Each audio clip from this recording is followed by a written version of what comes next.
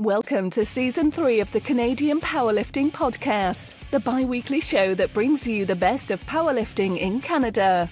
Our three co-hosts include Ryan Stinn, holder of the highest equipped total in Canada, as well as owner of Unparalleled Training Centre in Moose Jaw, and co-owner of Inner Strength Products, Steve Cassioli, IPF world record holder and medalist, third strongest Canadian classic powerlifter of all time, and owner of Cassioli Strength and Conditioning.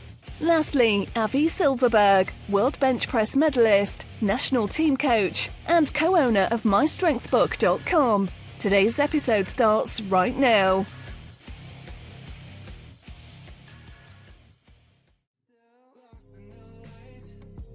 This season of the Canadian Powerlifting Podcast is brought to you by MyStrengthBook.com.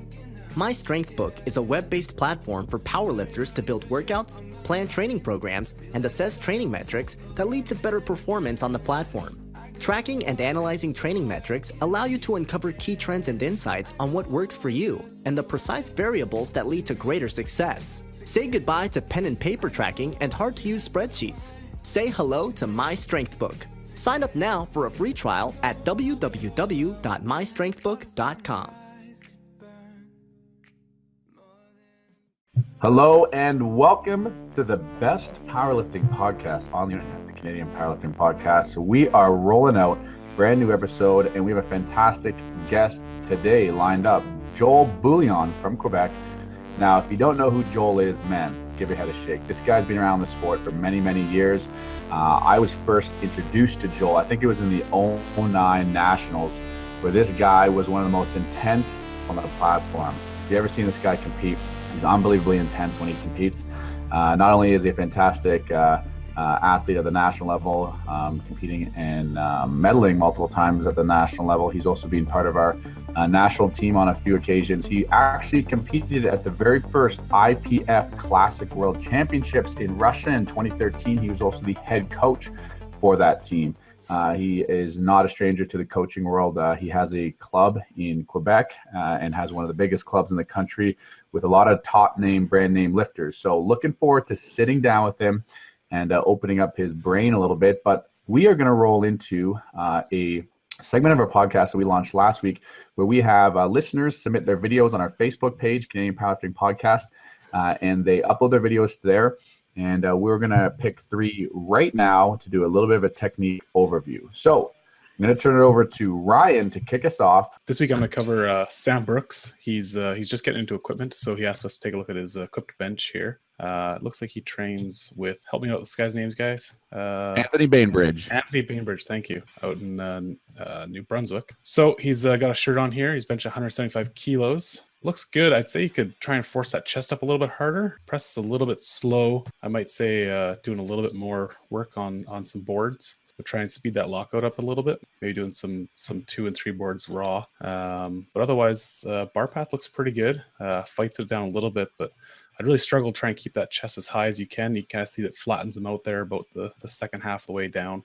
So shirts kind of tend to have a tendency to kind of flatten your chest out if you're not careful. And it looks like I did that to him a little bit. So I'd try and force that arch up a little bit higher into the bar and just not let it push you down. So now, if you have this problem, whether it's equipped or raw, what are some sort of accessory movements that athletes can implement in their training to help keep their chest up throughout the range? I've not seen it really with the raw movements, but any kind of back movements. I like to do a lot of rowing to accessorize my bench. So a lot of dumbbell rows, a lot of seated rows if you have that. I really love chest supported rows. I think they're one of the better ones because you can't really cheat the movement at all. So big fan of chest supported rows. A couple weeks ago, our good friend Brody posted his invention of laying on a bench on his back and rowing down some bands. I was sad to tell him that I invented that about 10 years ago, but he's an innovator anyway. So that's a good one. If you don't have access to any kind of rowing, just use a band with some bars and suspend the bar up and then pull it down. It's very specific because it actually forces you to pull that chest up to the bar. So it's good to kind of teach that chest up posture as you're pulling the bar down. And obviously Brody was our guest last week, so go check him out on Instagram at Brody Labeled, and you can see his videos of that exercise that he stole from Ryan. So yeah, fantastic movement. You would need a kind of a squat cage in order to set up the bands, but a one that is definitely worth a try. Steve, who do you have? I'm going to take a look at Brogan Pratt. So he said, would like some feedback on my weird hybrid dead here. So as I can see right now, he's a sumo puller. I can't really see how wide his stance is, but so by looking at the video, as you can see, as he gets to the bottom there, not developing enough tension in the bar. So you can see his hips rise just a little bit early. I mean, he still pulls it through and locks the deadlift out, but he can definitely be a little bit more efficient there. And, starting maybe with his hips just slightly lower and driving those knees out a little harder, just to make sure that everything's coming up at the same time. Some movements or other variations that you can do to help this, or maybe just some pause deadlifts off the ground. So just making sure, like obviously with a lighter weight, even starting at like 50 to 60%, just making sure that you can maintain that form as the bar is rising and you're getting tension as your hips are coming up. And then also another good one is just you can stick around that 70% range as well, and just doing so get the tension up, finish the lift, and then you can do like a 3-4 second eccentric, just making sure that your form is staying consistent throughout the lift. But I think the major thing here is making sure that your hips aren't rising before the bar, and just driving those knees out, trying to get those hips a little bit closer in there. So this is, if you're joining us on iTunes, this is like and you're not able to actually see the video on YouTube, then this is, an issue where the athlete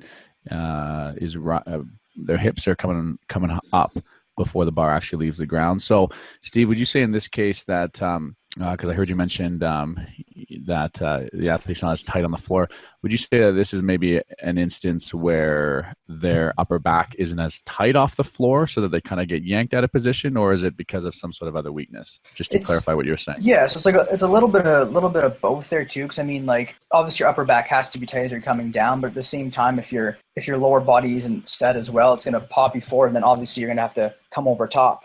Right, so it's going to just naturally bump your upper back out of place. I think looks like, he's a strong upper back. You're still pulling it through, but I mean, just holding that position and just being a little bit more patient off the ground, and using those legs a bit more rather than just yanking the bar, keeping that tension, and position will be a lot better there. Yeah, I really like the pause deadlifts off the floor for sumo for an athlete like this with an issue like this, because what you're doing is you're pulling the bar off the floor about an inch, then pausing. And in that slight range of motion, the hips aren't moving at all. You're coming up, pausing, hips haven't moved, and then you drive to stand up out of that pause position. Love that recommendation, Steve. I'm going to be talking about on Instagram at I'm Jake, and this is Jake Allison here, and he's actually from Calgary and trains at the university there, and he has put up some massive lifts over the past few months. I even think that he put up a unofficial world record deadlift at some point in training. And so he's a 66 kilo athlete. Now here he is benching 300 pounds. Now this is an athlete that narrower grip. Now, if you're benching in a narrower grip, the bar path is naturally going to be more angled than somebody who's taking a wider grip. Typically, if you're taking a wider grip, the bar path is a little more straight up and down. If you're taking this narrow grip, it's going to be impossible to keep that in a straight up and down range of motion. So that's fine. Now, I mentioned this last week when we were doing the technical reviews. If you have a really long or angled bar path, then you need to make sure that you're actually consistent in that groove, both down and up. So if you're angled on the way down, you got to be up and back off the chest right away. You can't get stuck out over the stomach. So if you are somebody who's an angled bar path because you're in a narrower grip, or that's just how your leverages take you, then you have to be up and back off the chest. This is something that Jake a little bit gets caught up over the stomach because he's not up and back over the chest. But one of the things that I always try to implement with any of my athletes is more of a soft touch than actually letting the bar rest and sink into your chest. And maybe it's something that on the podcast we can talk about a little bit further. But I'm not a fan of the let the bar sink into the chest, especially for lighter athletes who don't have a big stomach or a big torso to sink the bar into. I'm much more of a fan of the softer touch. It forces you to stay tighter throughout as you're cycling through the reps. And so if you're not as tight on your chest because you're sinking the bar in every rep, you're not going to be able to drive as quickly off the chest as the reps start to cycle through. The other thing that I noticed about this guy here, Jake, is that in your narrower grip, you're getting caught in the mid-range, and that's because you are in that narrower grip and you're not able to, activate your shoulders and chest through that mid-range. I would play around with maybe a little bit of a wider grip here. If you find that you're in a narrower grip and you're getting caught in the mid-range, grip a little bit by a finger length or two might help you carry that speed through to the top. That's my advice for you. How'd that go, guys? Yeah, that was good. Definitely agree with those points. And yeah, especially with sinking the bar in there, like you were saying, I just found there's a lot more room for error. If you're tight throughout the whole movement there as you're like bringing it down and you're controlled, I mean, everything's tight. And as you're pressing up, like you're not having any like shifting. A lot of people, when they sink it in, I mean, a lot of people do it well and they can get away with it. But some people, when they're bringing it down, then I mean, their shoulders might roll over. They can't keep their scapula retracted. And then the foot timing and everything is just all thrown off, and a lot of compensations there to happen. Yeah, absolutely agree. There you have it. We are going to be doing this weekly on the podcast, so make sure that you go and like our Facebook page, the Canadian Powerlifting Podcast. We'll be putting up a post every other week to submit your videos, and follow us there for all of your technique updates. So this week on the podcast, we have Joel Bouliane joining us. As I said, this guy is one of the most intense lifters you've ever probably seen on the platform. Lots of knowledge to convey to you, and here we go, our recording with Joel Bouliane. So this week on the podcast, we have Joel Bouliane from Quebec. Absolutely a lot of respect for this guy. He's been in the game a long, long time. In fact, so he's been an athlete, as most of you know, but he's also taken on some other roles. He was just recently got voted in as the president of the Quebec Powerlifting Federation. He has one of the biggest clubs in Canada where he coaches a number of high-level athletes himself. And he's also the meet director for the 2017 National Championships. So we hope to get into some of those topics. So let's just start really quickly here, Joel. Just give us a 60-second background into how you got into the sport and maybe just some of your accomplishments along the way. Yeah, I'm in powerlifting. It's my 10 years right now since my first competition. I was a football player at college, and I've been told I was too short to play on the defensive line. So I needed a sport because I was 21 at the time, and I was devastated that I couldn't compete anymore in competitive sport. So I tried a powerlifting meet with friends of mine called Jonathan. And I got hooked instantly, and I never missed training since then. And I needed a place to train because training in commercial gym in Saguenay, like everywhere in Canada, is undoable. So I created a small club who was 3 at the time. I began from almost nothing. I had a bench, I had 400-pound set plates, and I grew up over the years. And now, 10 years later, I have 2,300 square facility, a lot of plates, a lot of good athletes. At least I have 32 competitive athletes right now. So it's pretty good, and I'm pretty proud of this. Wow, fantastic. I mean, that's obviously great to hear about how, what a success story about someone just starting kind of with a couple friends and then growing to something where people in your community can come and powerlift and find out a little bit more about it. Can you just talk a little bit about your competition background? So you competing, so, kind of give us some of, brag a little bit and tell us a little bit about your accomplishments. I compete equipped for almost 5 to 7 years, I think, and my best squat equip is 315. My best bench is 255, and my best deadlift is 305. I did 37 in a unsanctioned meet, but after that I began to do raw lifting in 2010 at least, and my best squat is 265 at 100 kilo. I did last year at 93. I did 260 kilo. I did that also a few weeks ago. My best bench is 202.5 at nationals last year, and my best deadlift is 290 kilo. So best total so far is 750 kilo. Ranked me 3rd last year at nationals. I've been national champion 5 different times, equipped or raw. I competed at Worlds in Russia in 2013. I coached the national team in 2012 at Puerto Rico and in 2013 in Russia too. And that's almost it. Like I think I made a good turn. That's quite the resume. I know Ryan is going to have some questions about you as the meet director of the national championships. But before we do that, can you just tell us a little bit about the last 2 years at nationals? Your class has actually been one of the most competitive categories in all of the country, the 93 kilo opens. And I think there was like over 20 athletes competing at nationals this past year in that division.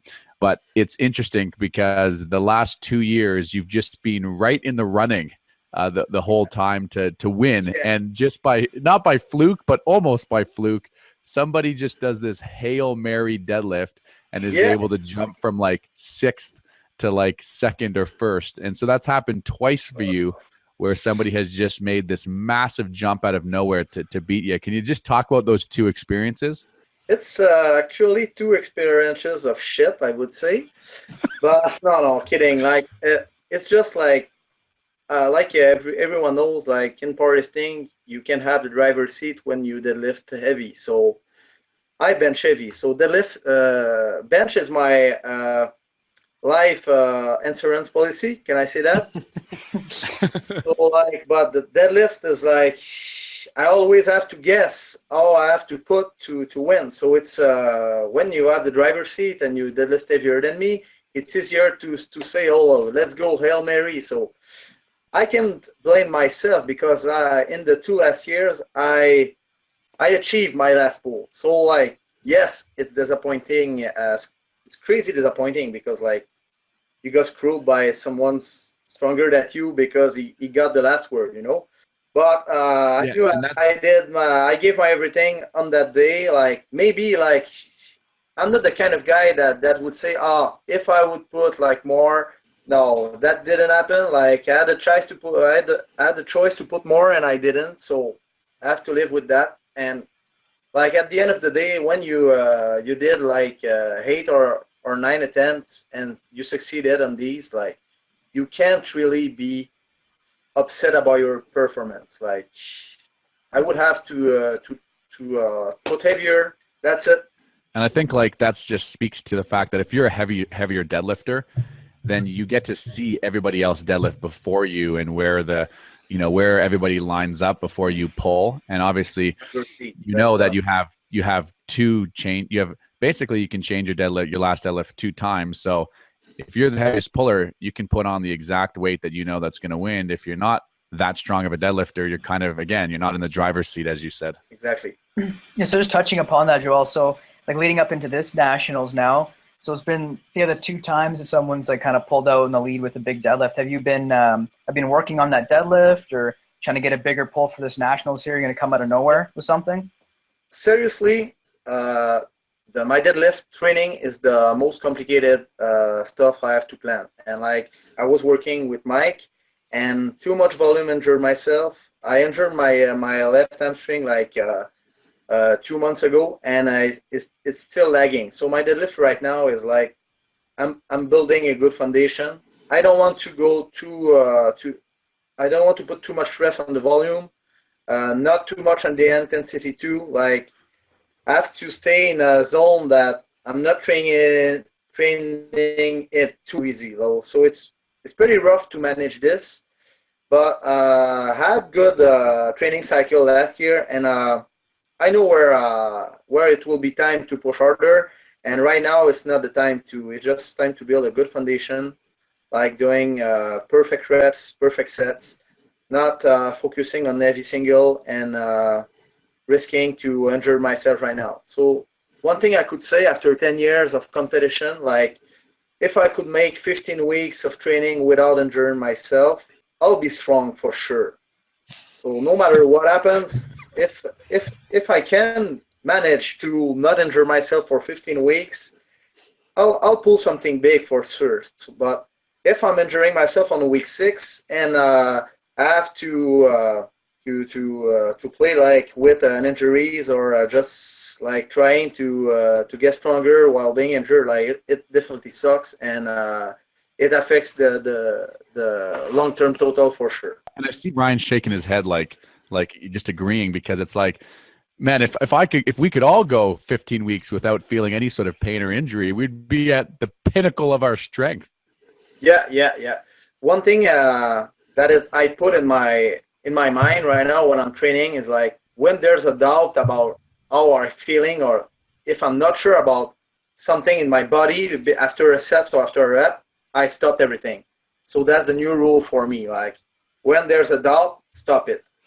So like that may look like soft or something, but for me, like every time I risk something, like I can risk to win that third attempt deadlift at nationals, So better slow down things and be smart during training than injure myself again and like cannot compete at my real level, because I know I'm a 300 plus kilo puller for sure. I know that, like, but I have to be smart and I have to focus on being injury free during my cycle. So has that mentality changed over the years? I remember in 2009, I think that was the nationals that was held in Quebec, if I'm not mistaken.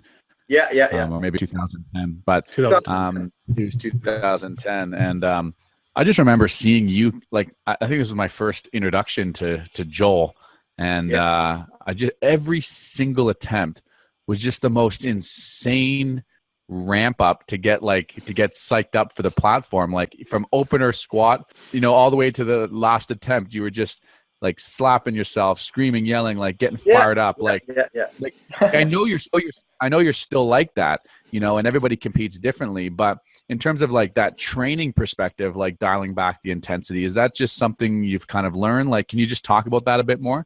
Yeah, I can talk about it. Like when I was younger, it was not draining myself that much because I was not that strong. The most I got stronger, like it was draining to get psych up at every lift. So like for me, there's a very, very, very big difference in strength when I get psych up or when I'm just like training on cruise control, like doing set and reps, like just focusing on lifting and no psyching up, just being relaxed. But when I got the bull in me, like I woke up the bull, like everything's different. Everything feel light, Like if I'm doing like a set on the bench with 365, and I know that's not my working set, like I will be pretty relaxed. Like, and it will feel heavy, but not that heavy, but it will feel heavy.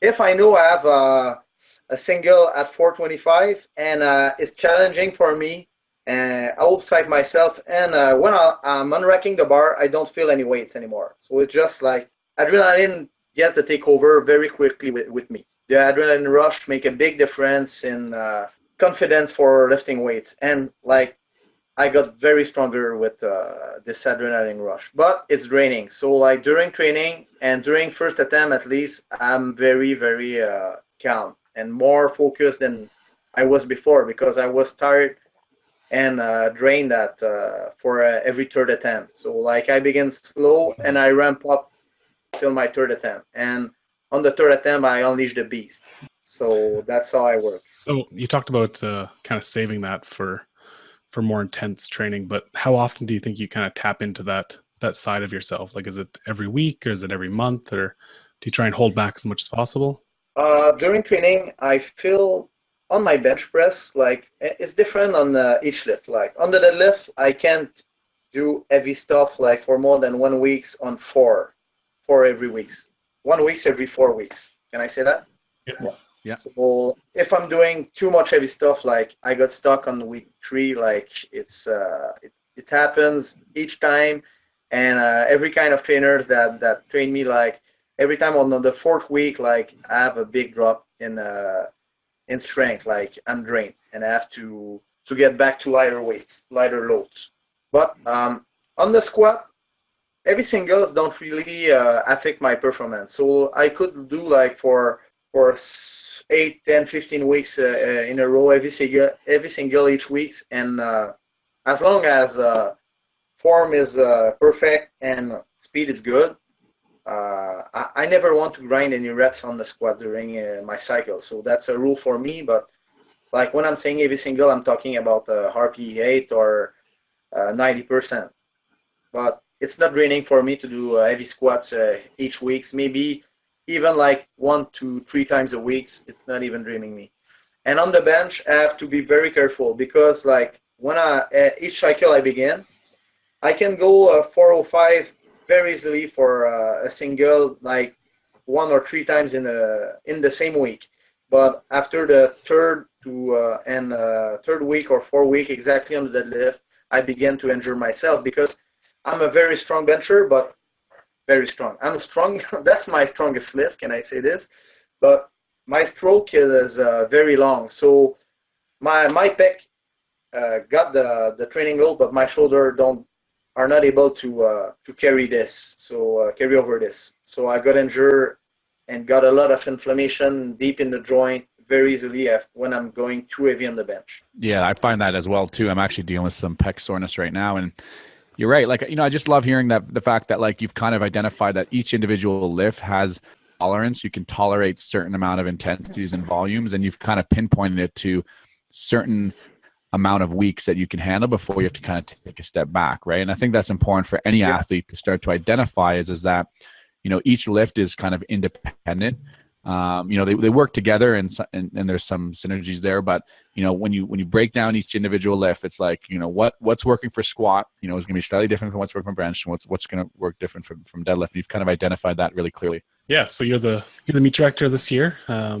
Very exciting. It's probably going to be the biggest nationals ever in Canada, or that's what the indications kind of look like right now, with Centrals coming up here in a few weeks with 260 athletes, I think. So looks like it's going to be a big meet for you. How's the planning going?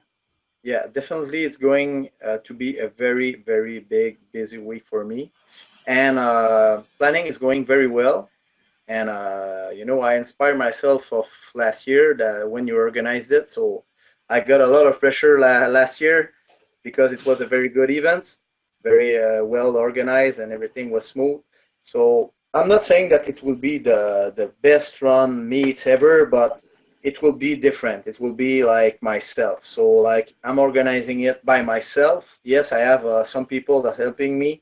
Louis is helping me with Mike Nutt will help me too for the entry list. And but as far for the setup, it will look like myself. Maybe a more look like a bit more artistic. Can I say that? Like I want to do a professional dancing show on the banquet. Like my brother is a professional dancer, so I want to bring more different stuff that never happened in meet. So also I want to make like the platform like a whole theater. So there will be a very big, huge banner of the actual logo that there's on the Facebook page, and there will be it will look like a whole theater. So the atmosphere should be like very good, and it will be a very good atmosphere to lift in. It will look different, at least. There will be like LEDs and special lights to give a special ambience atmosphere. And as for the setup, like I got a big sponsor yesterday with the Cégep de Jonquière. It's like college. The program is called Art and Media Technology. So they want to be a commentator, interviewer, cameramans. So it's a full professional team that is coming to film and to cap everything for the whole weeks, and they're doing it for free. So it's pretty awesome that the Cégep de Jonquière got in this project for. So I'm amazed to. Yeah, let's talk about that a little bit more. I mean, there's 3 meet directors here on the podcast. So I'm hosting. So Ryan held the 2016 Nationals. You're hosting the 2017 Nationals. I'm hosting the 2018 Nationals. So I love hearing that you're saying that you're bringing yourself to the meet, because I think that's an important part of it. We all have these different visions of how to create the best experience for athletes. I mean, it's at the end of the day, that's what And that's what being a meet director is. You're creating athletes. And I think like we all have a slightly different vision of that. And it's important to bring that to the table. One of the things I think, one of the things we all agree on is that technology has to be central to whatever we do. You know, more people want to tune into the live stream, and it can't just be a little webcam now that's, you know, set up on, you know, on the side. It has to be a little bit more professional. It has to be like commentators giving that color commentary, things like that. So can you tell us a little bit more about the plans for that? Can you tell us about is it students doing it? Is it are there going to be for the show? There will be like 2 or 3 different angles for the platform. There will be live interviewers that will interview athletes after each lift or something. Like there will be a special place that the athletes will go and how goes that lift? Like, what do you think about what's happening? Do you have a chance to win? Or like there will be exchange with the interviewer and the athletes. There will also be like 2 or 3 different commentators. To add to this, there will be 2 powerlifting experts, like you or whoever wants to commentate and help the streaming. So it will be both in French and English. So there will be a commentator like translating everything in French because it's in Quebec. So at least everybody needs to understand. And there will be like bilingual commentators with you guys. So like I'm very excited to put this. And also on the warm-up room there will be a big screen, exactly like Word this year, like with the live feed on the screen. So it will be easier to track where the competition is for every athlete warming. Oh, it sounds like you're planning all the bells and whistles. It honestly sounds really, really cool. I'm really excited for it. How is the entries coming along? How is, you know, entries right now? I think like I'm at 78 right now so far. So I will put the roster every week, and I don't know where you was, Ryan, at the time last year, but with the central coming, like I have only 2 or 3 people from Quebec, and there's 60 people, 60 to 80 people from Quebec competing. So like I think it will be more than 400, and I hope so. It will be a big meet for sure. I know this is something that maybe, you know, people have different perspectives on, but I really enjoy the bigger atmospheres because the bigger meets, because it just draws a lot more excitement. I was down at the U.S. Raw Nationals, and obviously that's, you know, the largest powerlifting meet in the history of the sport with over 1,000 lifters. And, you know, a lot of people making decisions might say that, you know, a meet of that size, you know, kind of waters down the competitiveness, and there's some validity to that. But, you know, just the idea of having a meet that 400 people in Canada come and powerlift. I mean, it's unheard of for just Canada, and it's really exciting. You know, it's exciting to just be in the room with that many people watching you and screaming, and, you know, like it's just totally cool. And all the sponsors that come on board when you can get people to come in and you know, just want to help out, you know, with the technology and stuff. Like, it's just so cool to have that aspect of it. Yeah. Maybe Ryan has something else to say. I mean, Avi and I have had this argument before. And it's not that I'm against large events. I'm really, really not. I don't like dual or multi-platform events. I feel like it's bad for the sport. It's kind of if you had 2 baseball games going on at the same time and right on the same field, because you just have to get the games through, right? It's not like anyone's the spectacle. You're just trying to push people through. So I really don't like multi-platform events. I understand the necessity of it, especially, you know, perhaps at a local level or stuff like that, where you have, you know, just so many lifters trying to lift and not enough meets. So you have these huge events where you need to get through 100 or 200 lifters in a day or 2 days. You know, you might need to have multi-platforms, but I think at a national level, I think nationally you should have a single platform, because if you've made it to a national championship, you should be a spectacle, right? You should be something that people want to watch. And I think it's important to give everyone the chance to be the person in front of the audience. Whereas if you have 4 or 5 platforms, you know, are you just there to get through and say you lifted a national championship? I don't know. That's just my perspective. But I don't have a problem with a big event. And I think a 400 or 450 lifter event can be done on a single platform in a week. It does it's a long week though. Yeah, for this you need first, Ryan, you need a good team to run the event. So that's what I'm working for right now. So right now, I want to hire people for the full week. So I have 6 people that will be there just to spot and load for the full week. To add this, there will be more people to help me during some specific time of the week on the platform. And to add to this, I want to organize a tirage, like I don't know the English word, but it will be like everybody can form a team of 4 people. At the end of the week at the banquet, there will be someone taking a tickets and hats. How do you call it in English? A draw? A raffle. A raffle. Yeah, there will be a raffle. There will be like I have to confirm the amount of money, but it will be not less than $500. So maybe 500 to 1,000. If I got 500 people, it will be $1,000 to raffle for the team. So what you're saying is that you want to get teams of volunteers together, like clubs or something like that, yeah, and then those clubs. They can wear their shirt. Those clubs basically get submitted to a. Exactly. So what you're saying is that you want clubs to kind of enter in for volunteers, and then those clubs will be entered to a draw, or how's that going to work? Yeah, there will be. They can form a team with their clubs, put their club T-shirt, or it can be also a company like they want to represent. And as long as they are 4, I will get my own platform chief or director.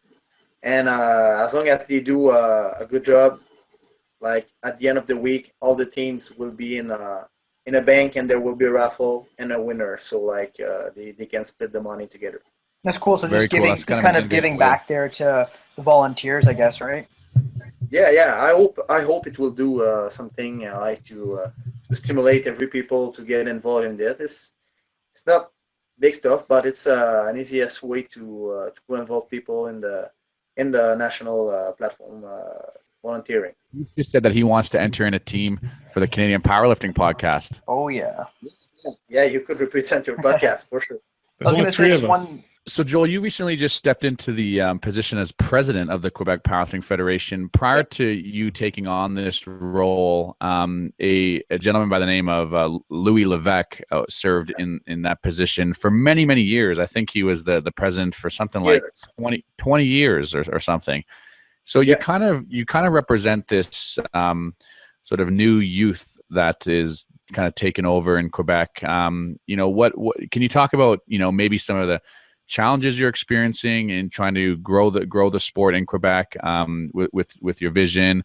Can you also talk about some of the things that you've done or that you're planning to do? Yeah, exactly. Like Louis Levesque is still my mentor because Louis is my vice president right now, and since I have a very very busy year this year, so it is still there to help me. But there's a lot of stuff that I took the control. Like first thing I did is to buy a Leico rack to have a good platform equipment.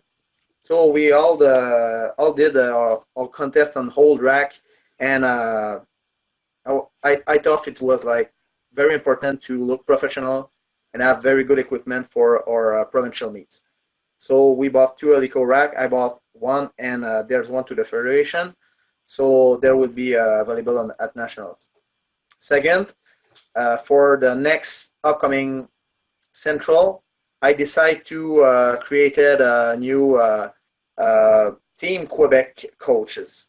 So there will be 3 coach to assure every performance of every athlete from Quebec at Central, and there will be 4 coach at nationals. So I hired people. We took interview and curriculum vitae, and we choose 2 different people. I will help them at Central, and it's very cool to have a new team. And I think it will help the QPF to be more united. So when I'm saying team Canadian coach at World, it's all the same, but it's for the provincial. So it would be better for our federation for sure to be to coach every athlete, and there will be less mistake in the end, like at nationals or at the central. So everybody will be in a good position to lift weight, enjoy lifting, and stop worrying about numbers, and will be more professional too. So that was important for me to do this week. Yeah, I think you got the right approach year. there with sending 4 coaches to nationals, because Alberta has tried to do the same thing. We've only sent 1 or 2 coaches to nationals, and it's a very, very hard job for those, coaches to be coaching 50, 60 athletes on a provincial team. And I think sending 4 is pretty incredible that you have developed the systems and finances to put that into place. So that's very cool. What else is going on in Quebec? In Quebec right now, like this is the national, so this is what's going on. But we have very strong lifters upcoming, brand new lifters like Michael Cloutier, 120 plus, like his first year, first nationals, squatting more than 700 pounds. Like there's new people.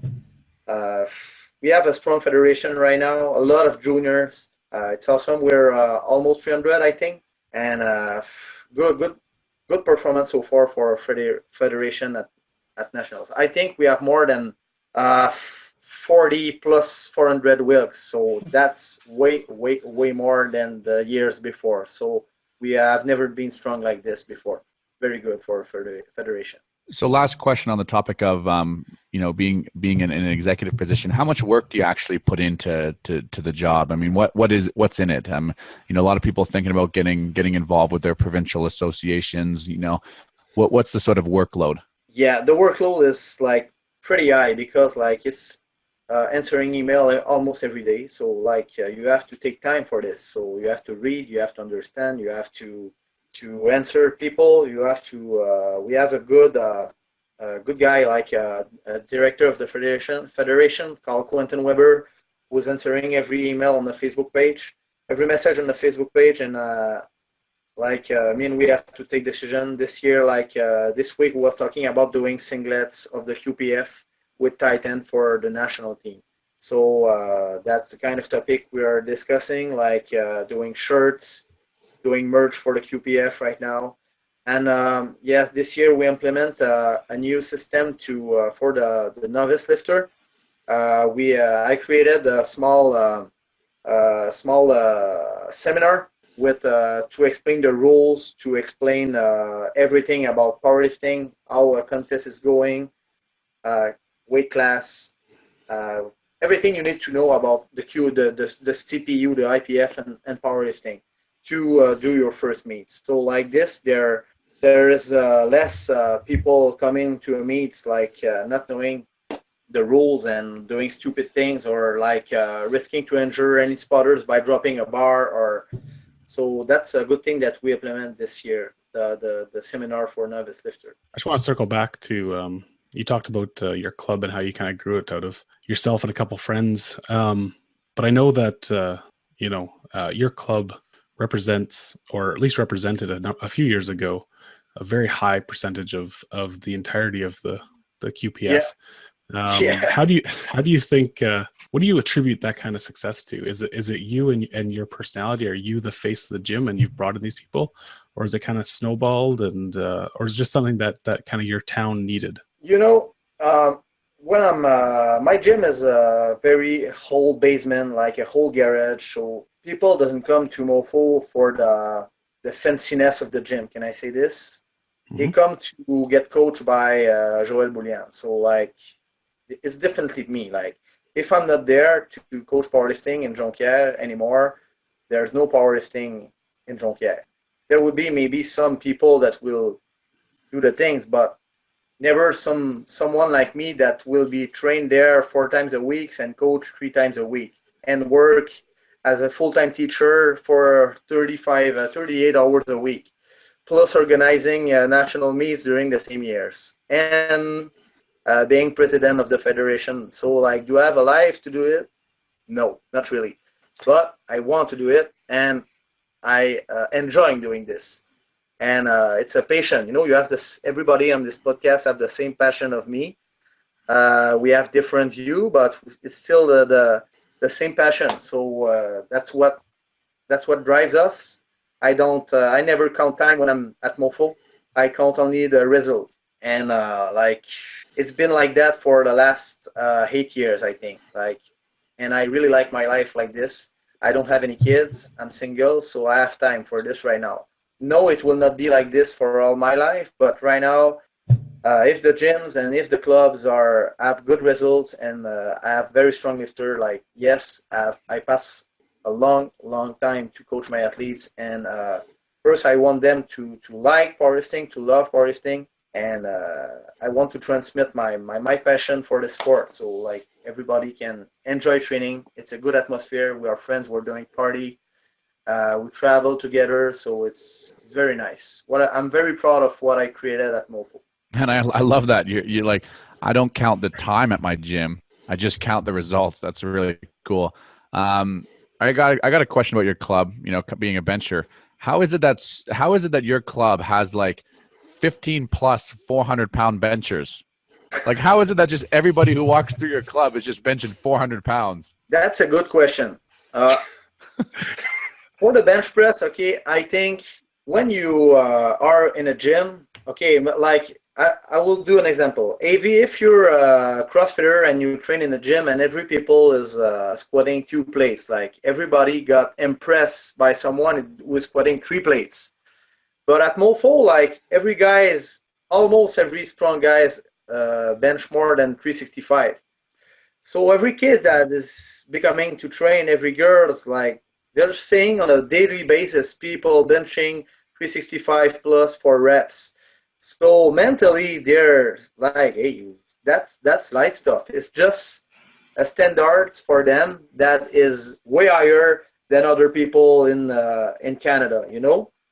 So when you train with someone that is weak, probably there's a good chance that you'll not get the same motivation as you always train with someone who's benching 200 pounds more than you. So I think the result is going faster for us on the bench press because, like, yes, we are very good benchers and we enjoy benching. Like, I think people don't really put the good amount of work on the bench. They put a lot of work on the squat, but when it's time to bench, they are tired because they squat before, and they just want to pass that moment like is the faster than they can. So they don't really put the good amount of work on the bench press, I think, and it's a underrated movement. Like, but for us, benching is cool. Like for me, when I'm benching, I'm not even training. I'm having fun. So I can stress 3 days before a squat session or deadlift sessions, but never for bench press sessions. I'm just happy to bench. So maybe that's a big difference for between each other lift. You know, you need to make a T-shirt, happy to bench or something. Yeah, that'd be a nice one. Yeah. Definitely. I like that you're, you know, like if you're just a big fish in a small pond, you know what I mean? Like that has an impact in the culture of your gym, right? But if everybody is benching 400 pounds, then the big fish in the gym is now somebody who has to bench, you know, 440 or 450. Yeah. And it does shift how you think about things. Yeah, I will say something like similar to what we are talking right now. We don't have very good deadlifter at the gym, and Jessica Benedetto is our best deadlifter right now with a 400 at 123. But like we don't have a lot of 700 pullers, and we have Mark is in Ontario right now, so he doesn't train with us anymore. So our deadlifter are weak. There's just a reason because like there's not a lot of very good deadlifter in our gym. So like that affect our this lift for us for sure. So people are used to see 4 plates and 5 plates, sometimes 6 plates. But like when you're at gym, everybody's pulling more than 7 plates, you have to bust your ass, and that doesn't happen at Mofo. But for the bench and the squat, yeah. I think it's a really good point, and that you're really a product of your environment, and you expect from yourself what you see around yourself, and that. You know, like you said, if everyone else is benching 400 pounds, then you damn well expect that of yourself. And if you train in a gym where everyone's benching 200, well, that's what you're going to bench, right? So I think it's a really cool way to look at it, that you're really a product of your environment, and success continues to breed success, basically. Yeah, exactly. And that's the same with whole girls. I'm talking about men, but when you see Camille Tremblay squatting 315. for 5 reps on a daily basis. You know, like every girls that begin to train are like, oh, okay, what's going on here? So like when you see Savannah's coming sometime benching 2 plates for rep, Jessica, like when it's you know, like it creates a standards for everybody that trains in the same area. So I'm sure it's the same for you, Ryan, in Moose Jaw. Like people are used to see like big squats. So at certain point, you have to leave or you have to grow up. You know. You got to leave or you got to grow up. Yeah, and you mentioned the girls, you know, at your gym, and I was so impressed with Camille Tremblay at Worlds this year. It was kind of my, you know, I hadn't known about her previously. I saw her on Instagram a couple times, but she ended up breaking the world record. It's 16 years old, squatting 365 at 72. You got Jessica Benedito, who, you know, placed 3rd at Worlds this year, and obviously Savannah Portzuzek, not incredibly active in the past year or so, but she was at Commonwealths at the end of 2015 and medaled there, broke world records, was competing in Equip before that. So just a really long tradition of very, very strong female athletes come through your gym, very, very strong benchers. And just like Ryan said, you know, you're kind of a product of your environment. We're kind of getting to that 45-minute mark here. Joel, is there a way that people can find you if they have any more questions, or if they want to get in touch with you? Where can people find you? Yeah, they can add me on Facebook. Like my name is Joel Degagné Bouliane, and they can talk to me, send me a message. Like I'm very fast to answer any message I got, so I answered everybody, and I enjoy helping people with their training. I'm doing online training since last year, and I have 7 athletes right now, and I've got very good results so far. With one of them being Rebecca Garin, it's a girl from Sherbrooke, like 4 hours from Saguenay, and I enjoy doing online training with them. And I still have some spots, so if people are interested to put their training to next level with the bowl, I'm available for this too. Definitely would recommend that. I mean, I put my support behind Joel. He's a knowledgeable guy, being in the sport a long time. Lastly, what would you say to people who are coming to nationals this year? What do you want them to know? Just really quickly, what are you excited to present? Yeah, I'm excited to present this nationals because like it's I'm a lifters, and it will be a nationals for lifters. So equipment, like the atmosphere, the team on the platform, I want this to be perfect, and I want this to be run like as smooth as possible. And it will be fun for sure. It will be party. There will be a big post meet party on the Saturday after the banquet. There will be a dancing show, professional stuff. It will be cool. Very huge, and I hope everybody will come for this. It will be a very big event for sure. Well, thanks for coming on the podcast, man. We'll touch base in a few days here. Okay, man. Thanks a lot for thinking about me. I'm very, very happy that you think about me, and it's really appreciated, guys. All right, have a good one, buddy. Thanks, Joel. Thanks for coming on. Bye bye. All right, so we'd like to thank Joel the Bull from MoFo to come on the podcast. I'm just waiting for the day that Steve benches 400 raw. I know, when he was talking about that. When's that going to happen, man? I felt sad when he was talking about that, man. That's why I don't have anything to say. You gotta go train. You gotta go train at the MoFo. I gotta go with the MoFo, man. Yeah, I'm really looking forward to nationals this year. It's gonna be a good show. Hope everybody's signing their entry form and getting that out there because it is live. Man, and I'm so excited to go to nationals this year. You know why?